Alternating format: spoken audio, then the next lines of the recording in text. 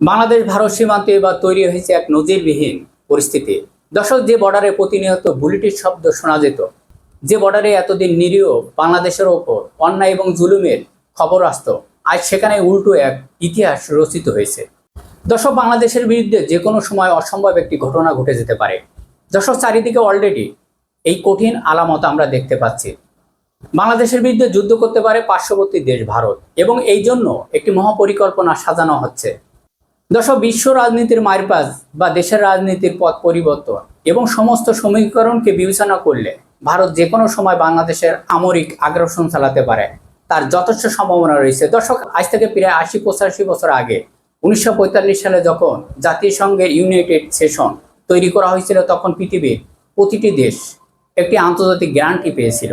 নিয়ম ছিল, কোনো দেশ চাইলেও অন্য দেশের ওপর আক্রমণ বা জায়গা দখল করতে পারবে না। এই নিয়মের কারণে গত ৮০-৮৫ বছর ধরে এক দেশ আরেক দেশের ওপর ভূখণ্ড গিয়ে ধাওয়ার ঘটনা পৃথিবী থেকে একেবারেই মুছে গেছিল। কিন্তু বর্তমান বিশ্ব পরিস্থিতি দেখুন, জাতিসংঘের সেই গ্যারান্টি মেয়াদ যেন এখন শেষ হয়ে আসছে।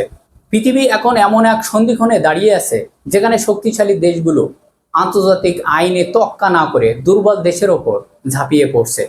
দর্শক, ধর্মীয় ভবিষ্যৎবাণী এবং বর্তমান বিশ্বের গতিপথ যারা গভীরভাবে লক্ষ্য করেছেন, তারা এই বিষয়টি ভালো করে বুঝতে পেরেছেন।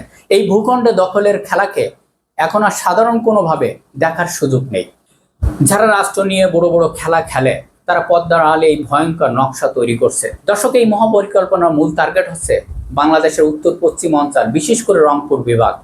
ভারতের নিরাপত্তা বলয় বাড়ানোর অজুহাত দিকে তারা রংপুর, যশোর এবং সাতক্ষীরা অঞ্চলের ওপর নজর দিচ্ছে। তবে তাদের সবচেয়ে সিরিয়াস প্ল্যান হচ্ছে রংপুর নিয়ে। দর্শক, এবার আসা যাক সবচেয়ে গুরুত্বপূর্ণ পয়েন্টে। ইতিহাসে একটি বড় ঘটনা আছে। যুক্তরাষ্ট্র যেভাবে ফ্রান্সের কাছ থেকে লুইজিয়ানা নামক একটি এলাকা টাকা দিয়ে কিনেছিল, ঠিক তেমনি ভারতের রাজনৈতিক কূটনৈতিকের উপর রংপুরের দিকে হাত বাড়ানোর চেষ্টা করছে। দর্শক, আর যদি সেই চেষ্টা সফল না হয়, তবে তারা সামরিক শক্তি খাটিয়ে রংপুর দখল করার গোপন ছক করছে। আর এই মহা আগ্রাসনের জন্য তারা একটি অজুহাত খাড়া করতে চায়। বাংলাদেশের বসবাসরত হিন্দুদের সুরক্ষার নাম করে তারা এই বিশৃঙ্খলা তৈরি করার চেষ্টা চালাচ্ছে। বর্ডার এলাকায় হিন্দু সম্প্রদায়কে রংপুরের দিকে অগ্রসর করার একটি গোপন ছক তৈরি করা হচ্ছে, যাতে করে সীমান্ত এলাকা অস্থির তৈরি হয়। শুধু তাই নয়, সবচেয়ে বিপজ্জনক খবর হলো প্রায় ৫০ লক্ষ মানুষ প্রস্তুতি রাখা হয়েছে, যাদের পুশিং করে অবৈধভাবে বাংলাদেশের ভিতরে ঠেলে দেওয়া। উদ্দেশ্য একটাই, বাংলাদেশের ভিতরে যেন একটি বড় গৃহযুদ্ধের পরিস্থিতি তৈরি হয়। কিন্তু বাংলাদেশের মানুষ এখন অনেক সচেতন।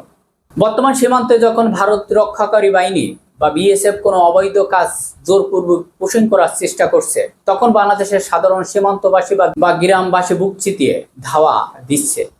এমনকি তারা দিন রাত বর্ডার পাহারা দিচ্ছে। তবে এই পরিস্থিতির মধ্যে লুকিয়ে আছে এক চরম বিপদ।